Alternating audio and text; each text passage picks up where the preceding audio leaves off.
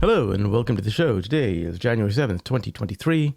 Let me start by saying I'm not a financial advisor. This is not financial advice. This information is intended for entertainment and educational purposes only. Today we'll be talking about what used to be stock symbol MMTLP and what has become the new private company Next Bridge Hydrocarbons. The title of this presentation is called What Does FINRA and the SEC Have to Say? Specifically,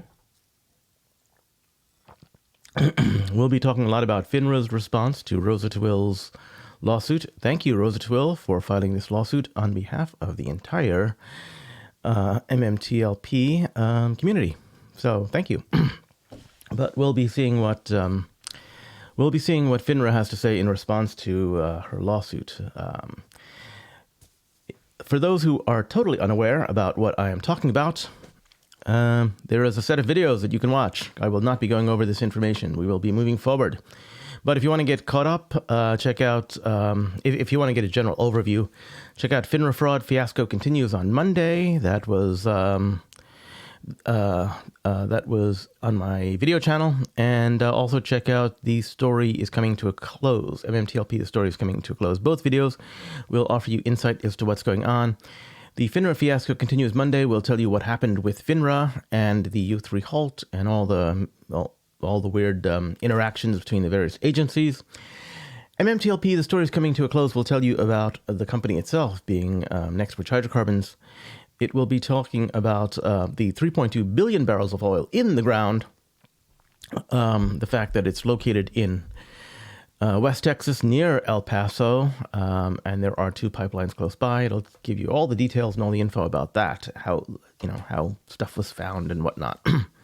Anyway, I will be moving forward because I'm assuming if you're watching this video that you know all that. Therefore, and we will be moving forward with the Roza Tawil lawsuit and what's going on there. So on Friday, what happened was Roza Tawil filed a lawsuit against FINRA for their U3 Halt, and FINRA had to respond, or else they would get a summary judgment from the judge. The judge will say, hey, look, I'm going to give you some time to respond. Say something. Otherwise, I'll just judge in favor of Roza Tawil, and she'll have a TRO, temporary restraining order, which is an emergency, by the way, temporary restraining order, to alleviate harm that is currently going on, all right? So, am I surprised that there was a response from FINRA? Of course not. They had to respond. Otherwise, if they didn't respond, they would get a summary judgment against them. So they had to say something, and they wanted to say something that would hopefully, give them, possibly a way out. Who knows? We'll see. Anyway, this is what we'll be talking about, the Roza Tawil update. On Friday, Roza made this tweet. She said, FINRA's attorneys have made an appearance and filed an opposition to my motion for TRO, temporary restraining order. I've not reviewed it yet because I'm at work and intend to read it after. I'll refrain from revealing my position and strategy online. I would provide the link to this, but unfortunately, Twitter will not let me because of some reason or something. I don't know what. But in either case, if you go to, turns out her account is locked for privacy during the litigation. Please copy and paste the link. I don't know what link it is, but you can find this, you can find this tweet. It's a pinned tweet on Rosa's homepage on Twitter. That's mobile.twitter.com/Roza Tawil. So you can find it there. It is pinned, so you can see it. Initial comments to this from DJDS is MMTLP. Roza is not done. I'm sure she expected a response from FINRA. I'm sure she did. If I expected it, I'm sure she did. She's a lot smarter than I am, and she knows a lot more about the law than me. I'm just some guy on YouTube. Anyway, he said, they're just buying time. Now is the time we pull together and become stronger. And of course, I agree. They are just buying time. They have to. In fact, FINRA must respond. Otherwise, like I said earlier, there will be a summary judgment against them. And so they don't want to do that. So in either case, if you want to view the response of FINRA, there's a tweet by I Have CFSDU who's posted it. And there's a link on there. So motion to extend .pdf. And it's actually motion to extend, not dismiss. That's there. So check out his link, and you can get the entire 22-page rebuttal to Roza Tawil. looks something like this. It's pretty boring to read, so I'm not going to read the entire thing, of course. But it was filed on Friday, which I don't know if Friday was the last day that they could respond. I think it probably was, which leads me to believe that they are just, they're just trying to buy themselves time and hope that Rosa goes away. But we'll see. In either case, this is there's an overall summary of what they said on what is it, the first page, second page, around there. Anyway, it says basically. First, notwithstanding assertions to the contrary, they're claiming immunity from the plaintiff's claims because they're FINRA. Congress authorized FINRA, and they said, we're FINRA. We're immune from everything on the planet. Okay? Now, FINRA is not alleging. FINRA is saying the plaintiff did not allege any harm. Well, I think she did. But anyway, FINRA is claiming the plaintiff did not allege any harm and that the plaintiff failed to establish that any injury would be remedied, by the solution that she proposed, which was to bring back the 2 days of trading that was deleted. Well, if you reset things to the way they were and you just let them go forward, of course, you will undo any harm that was currently ongoing. And FINRA also says the plaintiffs failed to establish that a TRO, temporary restraining order, would serve the public interest. So that leads me to make this. So in more everyday common language, I would say that FINRA is saying, hey, who the F do you think you are? You can't sue us, you moron. We is FINRA. We bought Congress, they wrote the law, and you know what? We could do whatever. Because we're FINRA, we could do whatever we want. That's what the law says, because we bought Congress. Okay? Finally, they're saying, number 2, I didn't do anything to you, Rosa. I gave an order to brokers to let the shorts screw you. Okay? Now, that means that I did not actually harm you. If the shorts harmed you, that's something else. But it's not me. That's what they're saying. Show me what I did, what FINRA did to you, Rosa. That's what FINRA is saying there, okay? I don't know about that. Anyway, number 3, they're saying, even if I did harm you in some way, what extra good would two trading days do to you? Shorts don't have to close. Who said they have to close? FINRA let them screw you, and I'm going to let them screw you again. Not only that, you're going to get your next Bridge shares. Don't worry about it. It has nothing to do with me.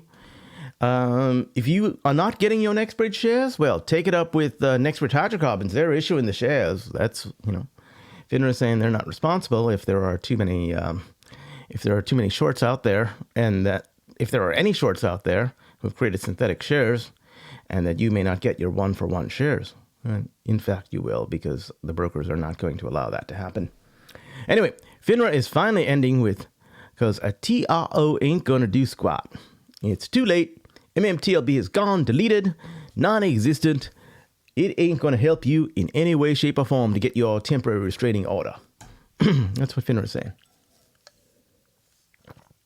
Finally, not only did they say that about the lawsuit, FINRA says they intend to file a motion to dismiss the complaint because, among other things, the court lacks personal jurisdiction over FINRA, right? And the plaintiff has also filed to state a claim upon which relief can be granted. In other words, by the way, Mr. Big Shot Federal Judge, you ain't got no authority over me, FINRA. Even if you did, the plaintiff failed to state a claim, you cannot grant relief. Not only that, FINRA, we deal with brokers. We don't deal with individuals. We cannot harm individuals. We might harm brokers, but we cannot harm individuals. We don't even know who the plaintiff is. In the words of Thanos from Avengers Endgame, he said, I don't even know who you are. Anyway, I think this is Rosa's filing, by the way. I think her filing was pretty smart. You can find Rosa's filing, by the way, by having a look at Jeff Irons. Check out his tweet. He says he provided a link to Rosa's filings, and her filing was pretty smart. She is not asking for specific damages. She's asking for equitable relief. FINRA is, by the way, immune to monetary damages, but she's asking for equitable relief, which is pretty smart. So good for her. She's also, now the judge was also pretty smart, because the judge required Roza to state why his court has jurisdiction over this matter. So Roza looked it up and she said, well, the court has subject matter jurisdiction over this action under Section 4 of the Sherman Act, 15 USC 4. Okay, that's what she's saying. She looked it up. She's good. She knows her law, right? Now FINRA comes along and says, hey, by the way, this is why I think FINRA can say this is why FINRA says that they can say FU to the judge. Okay. In Section C of their response, they say the Sherman Act claim is precluded by the Exchange Act, and said the Supreme Court has found that the securities laws preclude application of antitrust laws where the two are clearly incompatible. And they cite a Credit Suisse LLC versus Billing in 2007, which took place. Now, let's go back to Rosa's motion for equitable relief. If we go to Cornell Law School, Cornell Law School basically says that if you're filing for equitable relief, this is typically done for temporary restraining orders, okay? And TROs are equitable in nature, and they can be issued by the judge early in a lawsuit to stop the defendant from continuing his or her allegedly harmful actions. So, she doesn't have to prove harm is happening to her in any way, shape, or form right now. She just wants a TRO. So, you don't need proof of that. You just need the judge to say, okay, seems reasonable. Let's have a TRO, okay? FINRA is saying that without concrete financial damage, all of these damages may be mental or emotional, but the judge might just grant the TRO and and if FINRA wants, they can appeal that to the 11th Circuit Court, And quite frankly, if the judge thinks that the 11th Circuit Court will go against him, I think that, if he thinks that it will be overturned, he might just throw the book at FINRA because he's pissed off at how they're telling him you have no authority over me. That's what FINRA is basically saying there. So, again, my take on this, I am not a lawyer, of course. I am just a guy on the internet. So, that's the overall quick summary that I have of the Roza Tawil lawsuit. If you want to go into in-depth detail, I think Houston Wade has a live stream last night or something like that, where he goes over this page by page, item by item. But anyway, what I was thinking about was about that U3 unexpected event halt, right? What is a U3 halt? The U3 halt, according to FINRA's website, if you have to go to the OTCE trading halts section, and then you can click on the I for current halts, right? And you'll get this nice little pop-up screen, which talks about the U3 trading halt. U3 trading halt is an extraordinary event halt. FINRA says that the trading is halted because FINRA has determined that an extraordinary event has occurred or is ongoing that has a material effect on the market for OTC equity, or the underlying issue, or whatever, or has a potential to cause a major disruption to the marketplace, or significant uncertainty in the settlement and clearance process. So there's three possibilities here that could cause the O3 halt to happen, right? It could have a material effect on the market. There's some event that's going on that would have a material effect on the market, or it could has the potential to cause major disruption to the marketplace, or there's a significant uncertainty in the settlement process.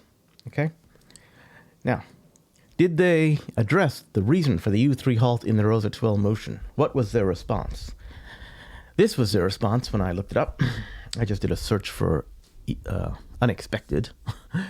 And on the middle of the page 7, they say FINRA. They say why FINRA is authorized to do unexpected halts. They cite Rule 6440, and it authorizes FINRA to direct members, etc.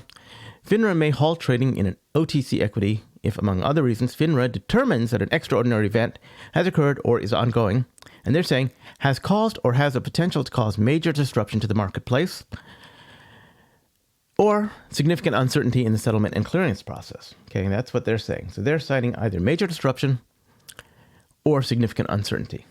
That's my take on it.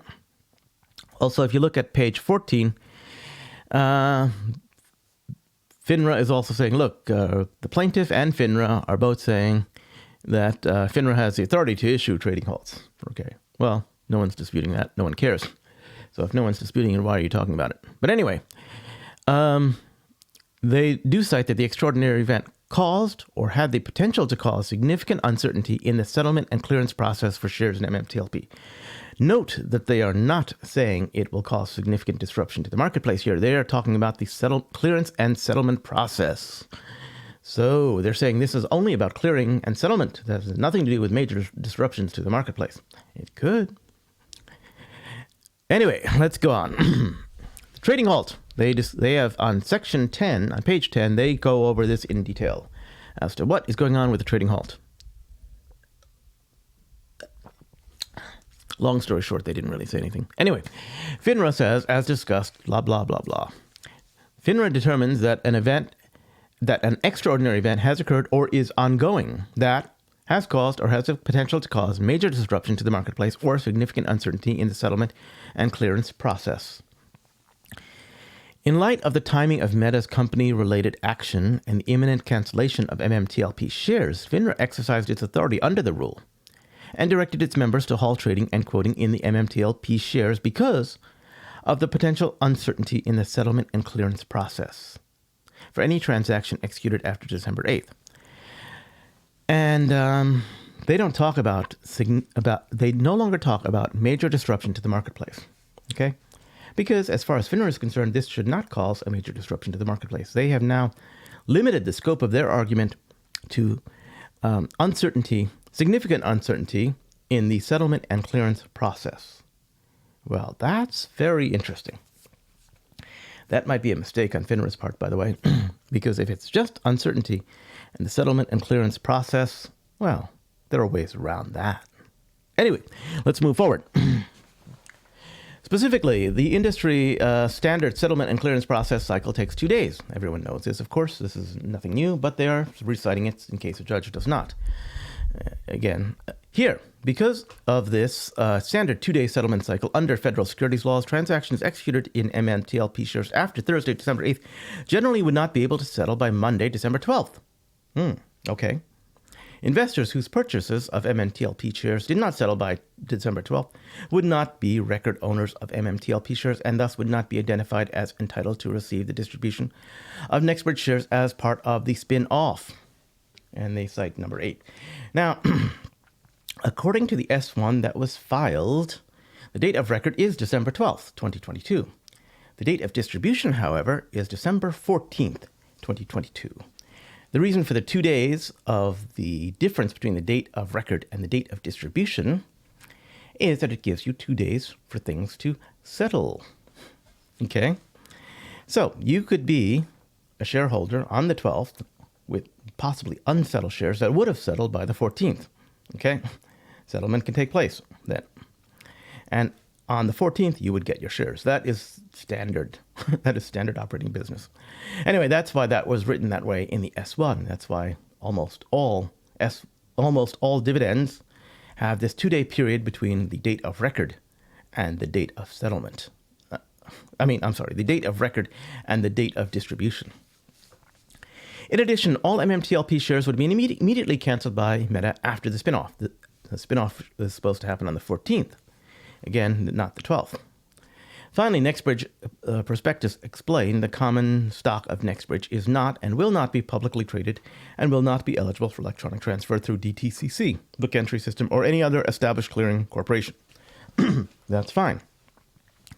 Settlement, the distribution of shares is, according to the S1, I believe it's the responsibility of the seller. Okay?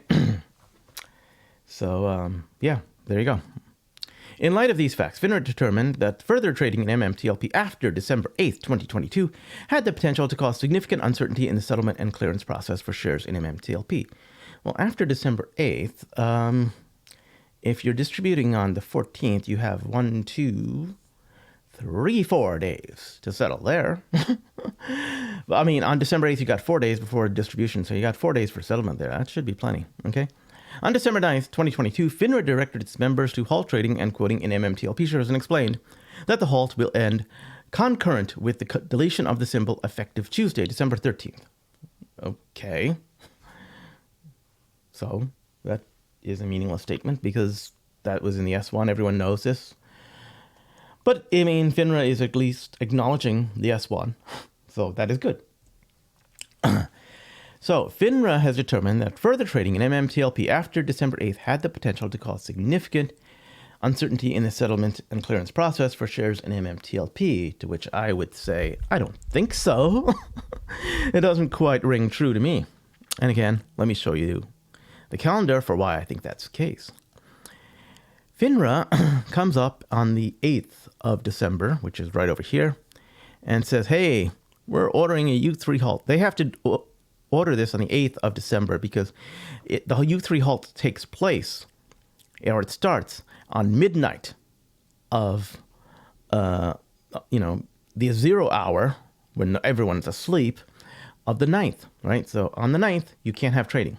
And it starts at midnight of the previous day or whatever.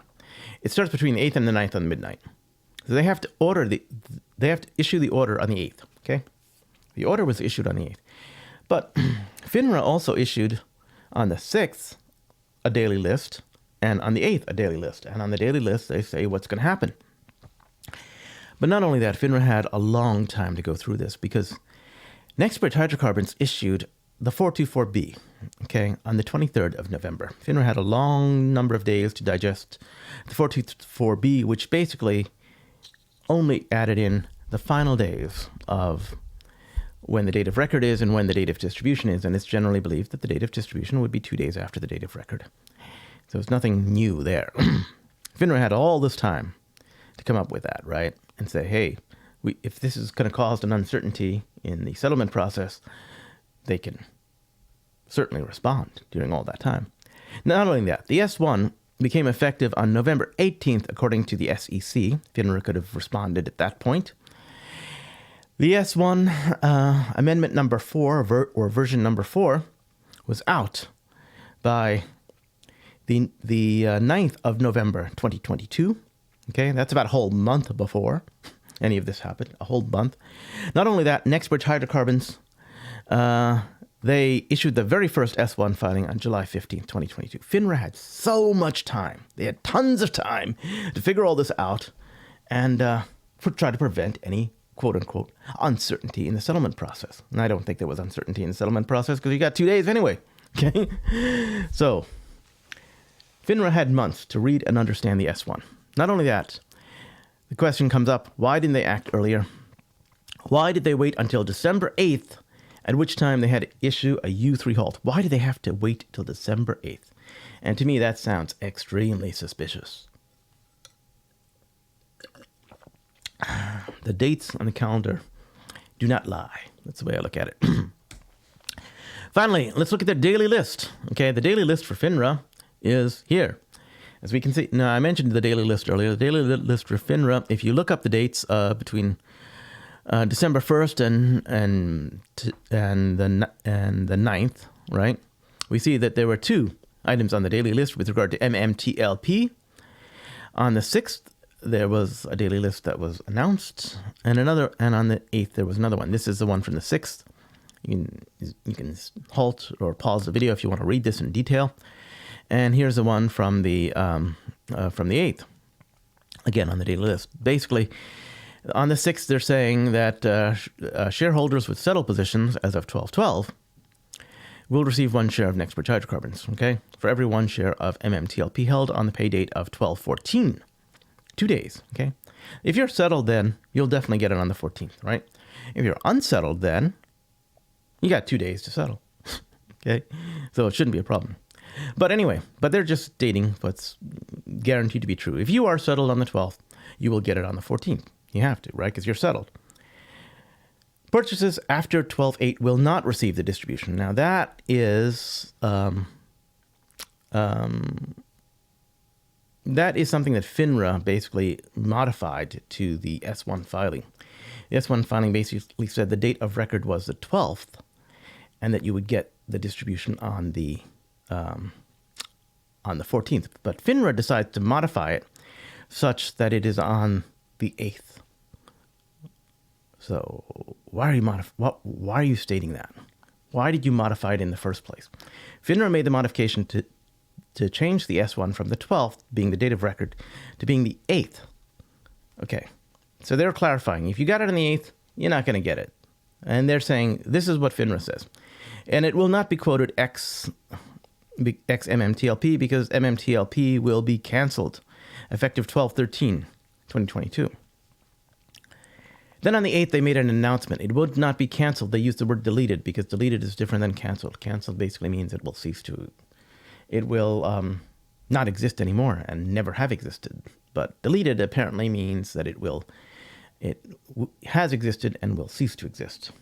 It will be deleted, right? Anyway, this is the U3 halt that they issued, and the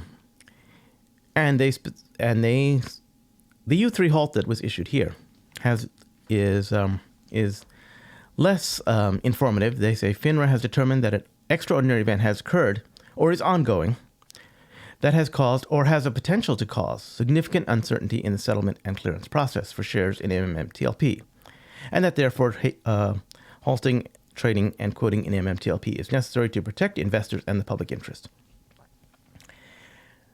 So I don't think that this protected investors or the public interest by halting things, because FINRA could simply have gone to position close only. What do I mean by that?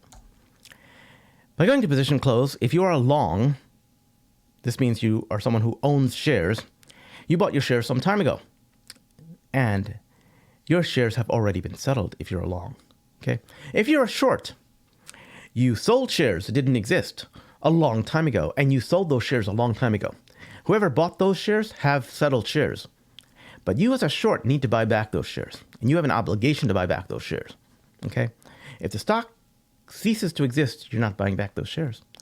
And so FINRA could say, everyone go to position close only. So if you're long and you have settled shares, of course, by definition, you're long, you have settled shares, you should be able to sell your shares. If you're short, you can buy back those shares, okay? So if you're long, you can actually sell your settled shares to the shorts who could buy them back from you, okay? There should be no settlement problems at that point. The only people who have shares are the longs, who have settled shares. The people who are buying back the shares, they're shorts. They've already sold shares a long time ago that didn't exist, and they need to buy them back in order to reconcile. The U3 halt, I contend, was not needed to prevent any potential settlement problems. You could have gone to position close only, and that has been done in the past. So there you go. This is why I say it doesn't ring true. Anyway, I made this tweet a while back. It says that it's been about 4 weeks since FINRA pulled a U3 unexpected event halt on MMTLP. The S1 was first filed in July. The 424B was filed in November 23rd and posted on the 25th. What was the unexpected event? FINRA. And FINRA didn't basically respond, of course. Do we expect, here's the timeline of events. There is so much time. We are now in January 7th, 2023. And it's been 3 weeks since the distribution date. 4 weeks since the U3 halt occurred. Okay? And has U3 halt helped things? No, it hasn't.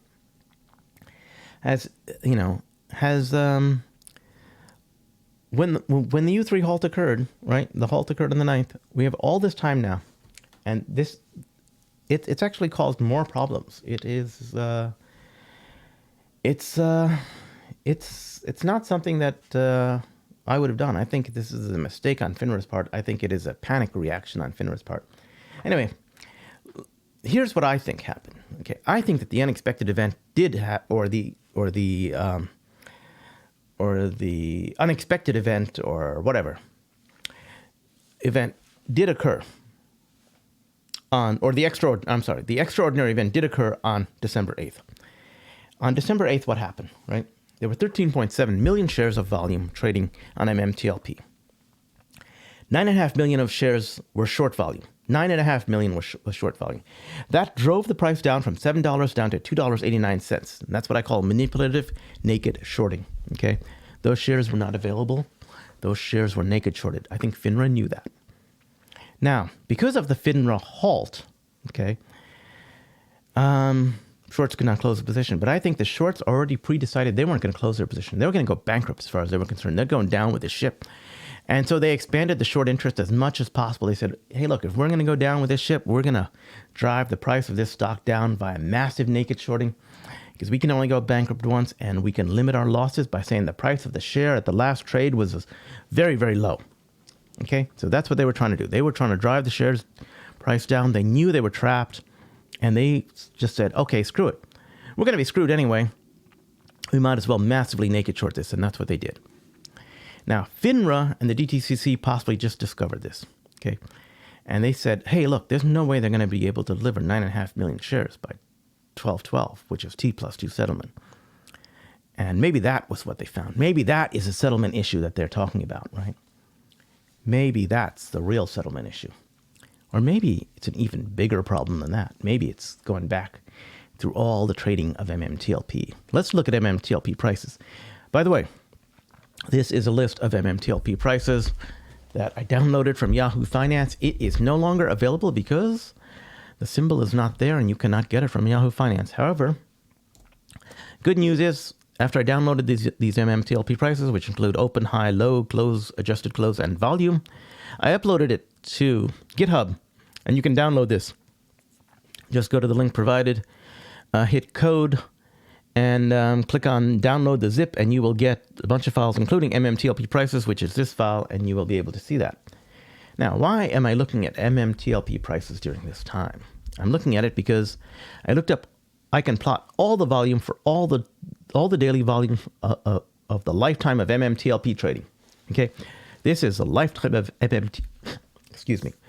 This is a lifetime of MMTLP trading.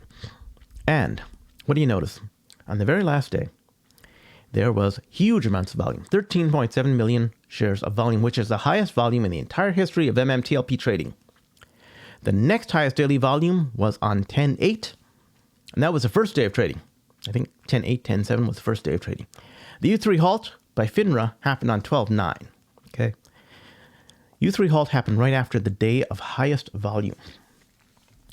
And here's the info about the volume. It started, 13.7 million shares traded that day, of which we know that 9.5 million was short volume. What did that do to the share price? This is what it did. The share price plummeted like a brick, right? It came down to $2.89. It dropped below $3. That's because of massive, massive naked short selling, okay? So maybe FINRA discovered this happened, and they said, oh, geez, the shorts didn't try to close. They just said, screw it. We're going to short like crazy out of this because nobody issued a position close only order. And so the shorts didn't have to close. Not only that, the shorts were not directed to close by FINRA. FINRA should have directed the shorts to close because they're going private. FINRA did not issue that. And so to cover their tracks, they're basically saying, hey, look, there's a unexpected / extraordinary event going on December 8th. This extraordinary event basically says that, you can't settle. So, that's pretty bad. Thanks, FINRA, for trying to cover your own tracks. You screwed up bad. Just admit your mistake and move on. Try to correct your mistake. Anyway, let's see so that was the price action. Let's see what the FTD data is from the SEC. So FTD means failure to deliver data. This is when shares fail to deliver. We don't get FTDs of cash because you can't buy stock unless you have the cash. Okay. Anyway, to go over how I process this FTD data, which is available from the SEC, you can check out my video over here. Links will be provided. Of course, I am not going to go over that.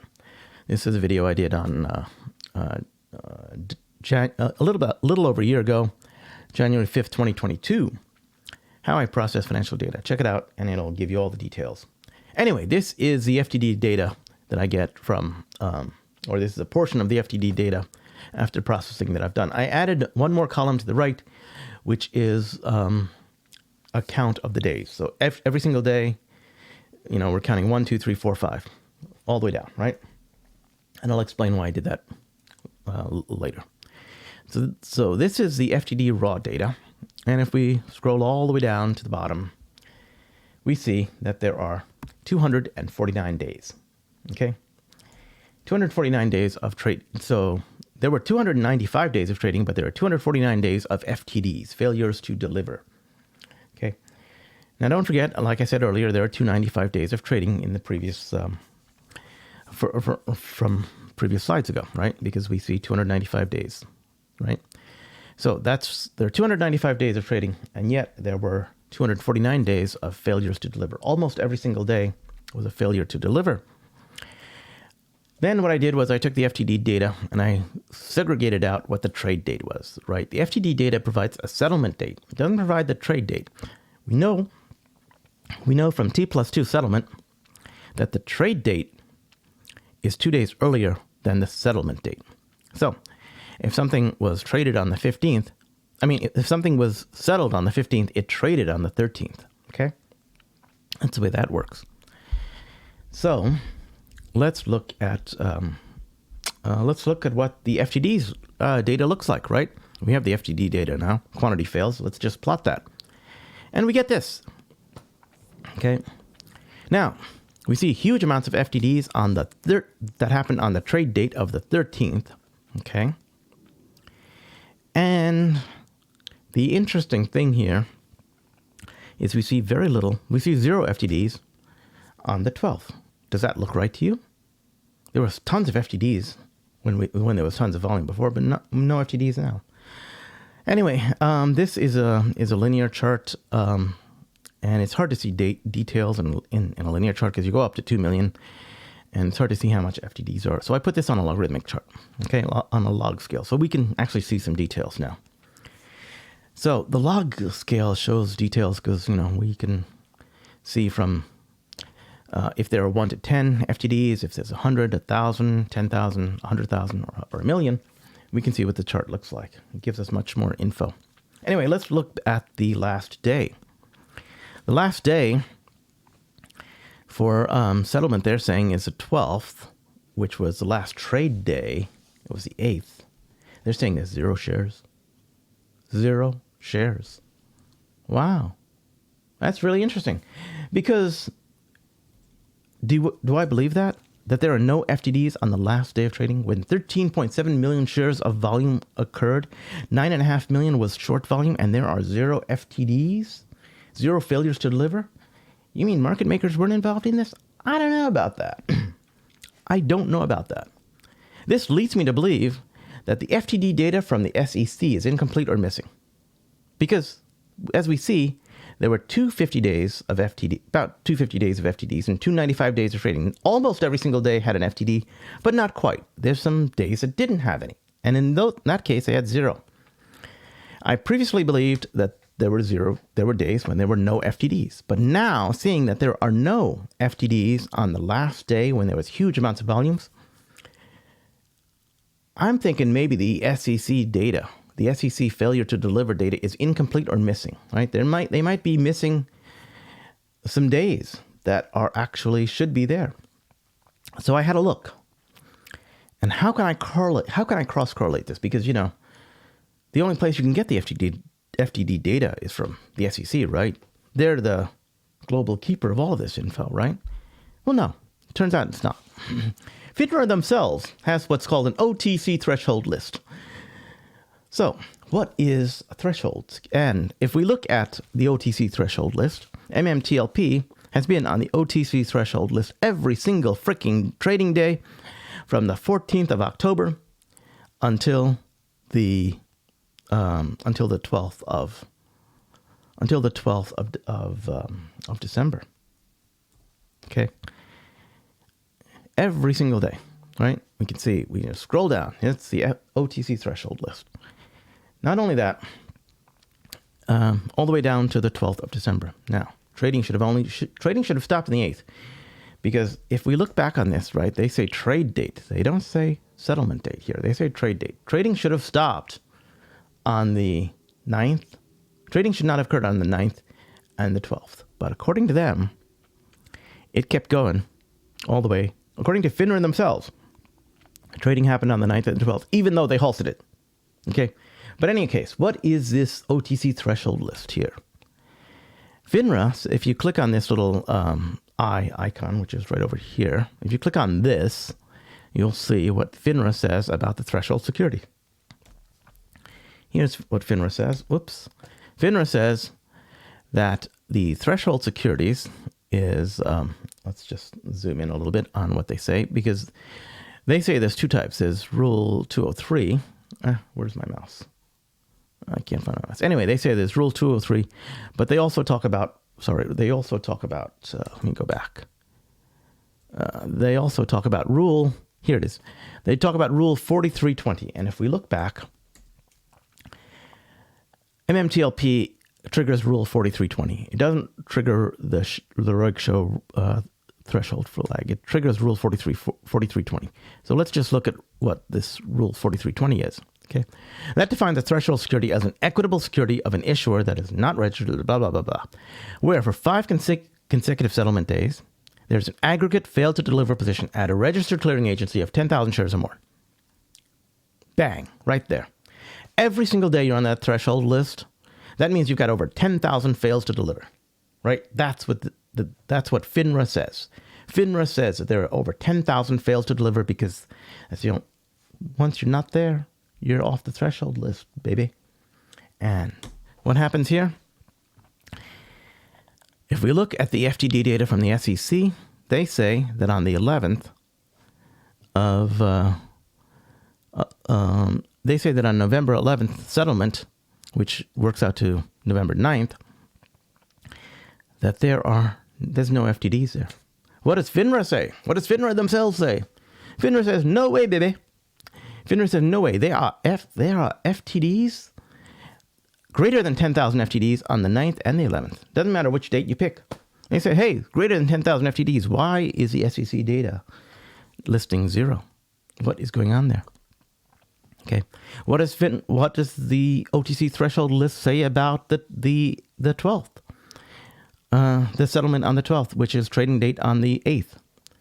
Well, they say all the way from the 8th, they say that a trade date all the way from the 8th to the 12th, there were greater than 10,000 FTDs. Greater than 10,000 FTDs. So to me, that basically says that FINRA has proved that the SEC FTD data is inconsistent with the threshold list. Therefore, the SEC data is probably wrong because it's missing line items, which FINRA obviously has. So we don't know what the numbers are, but we do know that it's missing data. Because every day on that OTC threshold list means greater than 10,000 fails to deliver, according to FINRA. There you go. Now, what has happened as a result of all this? As a result of all this, I'm going to say it looks like we currently have a short position now in a private company. Why do I say this? I can just look to Reddit. Here's a post by Reddit, and links will be provided, of course. It says, it's a private company. They said, can't short a private company. That's what they said. But yet this guy's got shares in a private company, right? He's got short shares in a private company. According to this Reddit post, he's got minus 1,500 shares. So that means he's got 1,500 short shares in a private company. It looks like the short positions from MMTLP, they transferred to Bridge Hydrocarbons. That means that Bridge Hydrocarbons, which is a private company, now has a short interest position. Okay? That is illegal. Okay?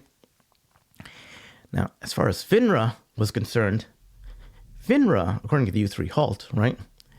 I believe FINRA is now responsible for the illegal short positions in a private company. Bridge Hydrocarbons is a private company, of course. And why do I believe that? Because FINRA knew that there was a short position in MMTLP. Why does FINRA know that there was a short position in MMTLP? Because their own short interest data shows that on 11/30 of 2022, there was at least 4.6 million shares of short interest. 4.6 million shares. We also know that it was on the OTC threshold list every single day from the 1st of December all the way up to the 12th of December. Okay? OTC threshold list every single day. That means that there were failures to deliver. The failures to deliver occur from having a naked short position, right? You can't have a failure to deliver of money because you have to have money in order to actually buy the stock. Your broker's not going to let you buy the stock without any money in your account, okay? This failure to deliver happened because of a naked short position. And naked short positions are only possible by market makers. So market makers are naked shorting like crazy the stock symbol MMTLP, right? They're naked shorting it like crazy since the 14th of October when it hit the threshold list, and earlier than that as well too. So because there are these failures to deliver, there had to be a naked short position, which means there had to be a short position of significant amount. FINRA knew this, and yet FINRA did not direct the shorts to close. Okay? So the short interest exists in MMTLP according to FINRA's own equity short interest website and their OTC threshold list. And let's not forget the short volume on the last day of trading, 9.5 million shares of short volume, okay? Which should result in 9.5 million shares of Next Bridge Hydrocarbons, which cannot be allocated because they're allocated 1-to-1. Every single short share is a share of Next Bridge Hydrocarbons that cannot be allocated because that's an extra share that exists, has been purchased by law, okay? That share needs to be reconciled, which means the shorts need to close their positions, okay? Otherwise, there will be a settlement problem, and the settlement problem will be such that there are not enough shares to go around for the rightful long owners of Next Bridge Hydrocarbons, right? If you're an MMTLP shareholder who bought MMTLP or who owned MMTLP from the distribution, then you should have gotten a Next Bridge Hydrocarbons share, okay? Now, FINRA did not address any of this short interest or reconciliation of short interest in the Roza Tawil lawsuit against FINRA. FINRA did not talk about this at all. And that is saying something. So, Roza has something going there that FINRA did not address. And the judge can address that, by the way, just FYI. But right now, there is an illegal short position in a private company, which is spun out of a public company because FINRA did not protect the public. FINRA should have. They have issued a directive. They should have issued a corporate action for brokers to direct shorts to close their positions. That's the first thing they should have done. Secondly, they needed to direct brokers to go to position close only, which would allow shorts to buy to close and allow longs to sell to the shorts to close their positions. That's what FINRA should have done.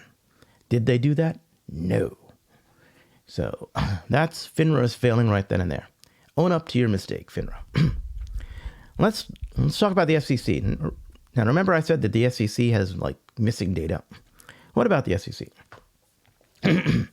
Because they've got missing data on the FTDs, I think this probably led someone like Ethan over here, who happened to ask the SEC for a FOIA request about withholding records and maybe about withholding records about MMTLP.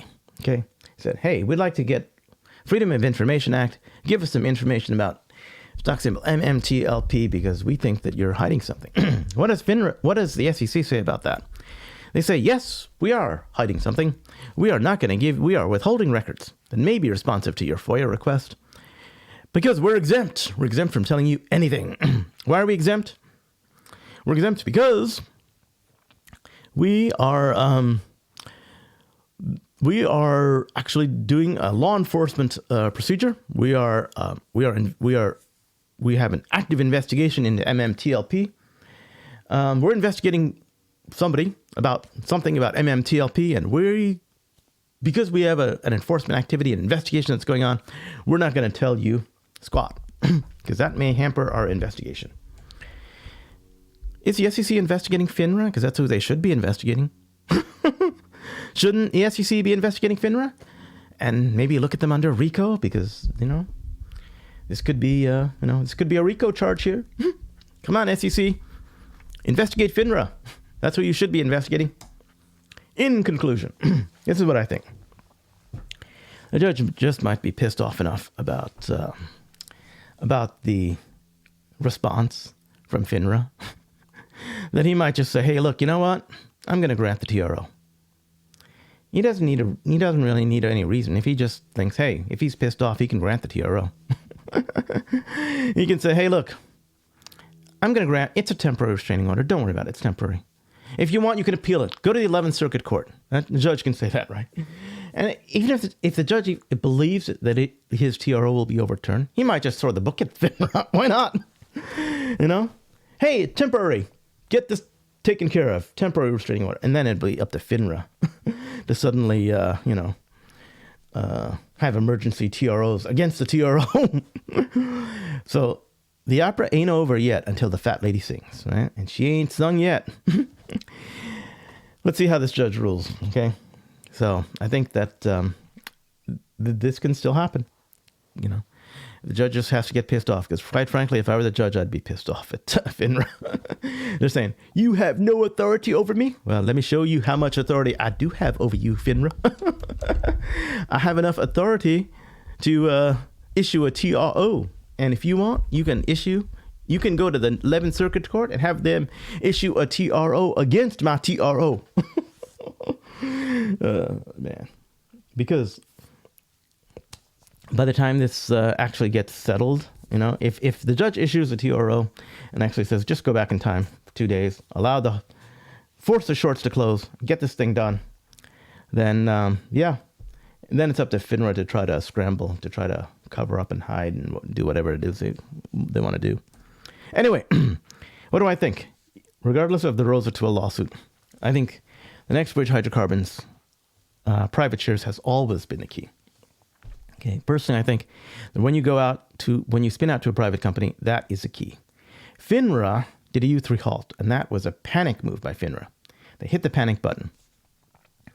And because they hit the panic button, they basically exposed that the situation is out of their control. Okay.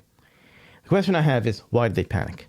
It's not for the reason they said. I can tell you that. It sure as heck ain't for that. That's what's called a foil. Okay. Why did they not explain clearly why they did the U3 halt, right? Because, quite frankly, I think the reason is because Next Bridge Hydrocarbons is a private company, and they don't know how to get shares to the longs. That's why. Okay. I think they found out what's going on. I think they were doing something else instead of their job. And they suddenly said, they had an OS moment. Okay. And it could be that FINRA thinks that they didn't think the shorts can close, and they don't know how the shorts can close. They think the shorts might be trapped, for all we know. That could be the extraordinary event, which quite frankly isn't extraordinary because they have plenty of time to see how much shorts there are out there.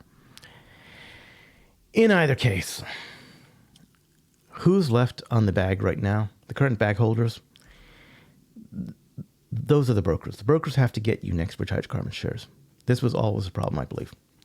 Because the brokers have to get you shares in a private company of which there are 165 million shares. Okay. Some brokers, I think, are in much better shape than others. I think Fidelity is probably in the best shape of all the brokers. And I think TD Ameritrade and probably E-Trade are in pretty bad shape. They could be in the worst shape. Now, this is just a gut feeling I got. Why do I have this gut feeling? It's from the way they're treating their clients. Okay. Brokers normally should treat their clients as great as possible, and I think Fidelity is trying, and I think Fidelity is treating their clients as best as they possibly can. Customer service. What gets brokers' clients is customer service. Okay. When it's the fact that clients believe in their brokers, and they can only believe in their brokers through customer service actions. Brokers should be treating their clients as good as they possibly can in order to get future clients. And if The only reason they wouldn't treat their clients as good as possible is if they believe that there could be no future clients. If they believe this is a huge event and they could be in trouble because of that. Okay, so TD Ameritrade and E-Trade are probably in pretty bad shape. And that's just a gut feeling, okay? That's the reasoning behind my gut feeling. So, what do I think? I think currently the longs have the upper hand. It may not feel very good right now, okay? Your statements are reading $0 for next Bridge Hydrocarbons. So your statement went from a large number down to 0. And that doesn't feel good for anybody, right? But we are the people that the brokers owe the shares to, okay? We are the creditors. The brokers owe us next Bridge Hydrocarbon shares, okay? That's the key here. The brokers owe us next Bridge Hydrocarbon shares. And quite frankly, it's in the broker's best interest to deliver those next Bridge Hydrocarbon shares to longs. They know that it's in their best interests, okay? Brokers have to retain faith and confidence of their clients, right? That they can always deliver whatever dividends the company issues. It's a fundamental thing. If a company issues a dividend, that dividend works through wherever it has to go through, gets to the broker, and the broker delivers you those shares. The broker delivers you that dividend. Whether that dividend is dollars, whether that dividend is shares, the brokers have to have the faith and confidence that they can always deliver any dividends that the company issues. That is fundamental. If that is broken, then the whole thing falls apart. The whole system falls apart. That is so fundamental to the system. It should be, that it has to work. If that doesn't work, there's a major problem going on. They lose all their clients. If it comes out that a broker can't deliver a dividend, geez, what does that say, right? The brokers need that. They need the faith and confidence of their clients because we go through brokers. We go through brokers because we have to go through brokers, but there's more than one broker. The broker that delivers the shares, the broker that delivers the dividends to their clients, they have the faith and confidence of their clients and they recommend that broker to their friends. Point number 7 is crucial, and point number 7 has to continue, okay? Every single broker wants to deliver you next Bridge Hydrocarbon shares. Right now, I think they're in the process of figuring out how to do that and how to get back your faith and confidence, okay? And quite frankly, FINRA fucked up, and FINRA needs to own up to it. They need to issue 2 directives. One is that shorts must close their positions, and that reconciliation must happen, okay? Reconciliation must happen with the MMTLP, with either the MMTLP shares or the short positions that are now in next Bridge Hydrocarbons. In the response to the Roza Tawil filing, they said, hey, it's too late now. Everything's next Bridge Hydrocarbons. There's no more MMTLP shares. Well, quite frankly, MMTLP is a private company. Anyone who is owed an MMTLP share or who has an MMTLP share, anyone who is owed an next Bridge Hydrocarbon share or has an next Bridge Hydrocarbon share, they were an MMTLP shareholder because of the trading halt. Simple. It's very easy to turn back time. Not only that, temporary CUSIPs have been issued out by brokers out the wazoo because brokers, they know that that at the end of the day, they don't want to be held liable for this crap. This crap is a crap of short sellers, okay? Naked short sellers. This crap is a crap of naked short selling market makers. And the brokers know this, right? And they, quite frankly, they don't want to be they don't want to be on the books for this, for the crap that naked short selling market makers pulled. They're gonna charge them. They're gonna charge them. They're not gonna sweep this under the table. That's why they issued the temporary CUSIPs, because they can keep track of all this crap. They can keep track of all this crap and make sure it gets taken care of. Because they will not be on the hook for this. It will go back to the market makers and the naked short sellers who will be on the hook for this. Anyway, that's all I have to say. Let me end by saying it is January 7th, 2023. I am not a financial advisor. This is not financial advice. This information is intended for entertainment and educational purposes only. I am not a lawyer. This is not legal advice. This information is intended for entertainment and educational purposes only. Goodbye. Thank you for watching this video.